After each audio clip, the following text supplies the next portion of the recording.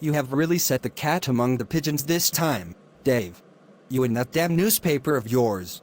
Revelations of corruption right up to the very top of City Hall. I know, right? It's awesome. I presume you've pulled me in here because you want me to help you investigate all the corruption in the mayor's office, right? Are you insane?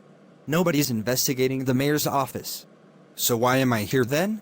Well, Dave, we have had the report that someone in the mayor's office has been releasing confidential information to you. We are investigating this allegation, and you are required to assist us. You cannot be serious. Seriously, Sarge.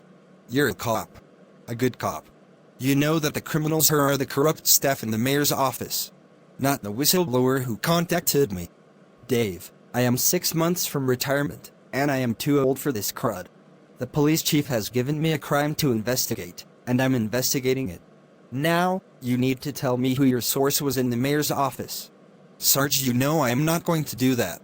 You need to think pretty hard about this decision, Dave. The laws have changed now.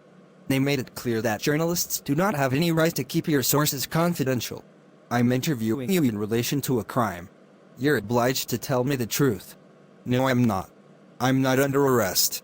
I can walk out of here anytime I like. Even if I was under arrest, I'd have the right to remain silent. You really want to do this the hard way? I've got a warrant here which lets me go through your phone. Hand it over. No chance. Not a chance in hell. You better have a damn good lawyer, son. I'm going to call Marinac.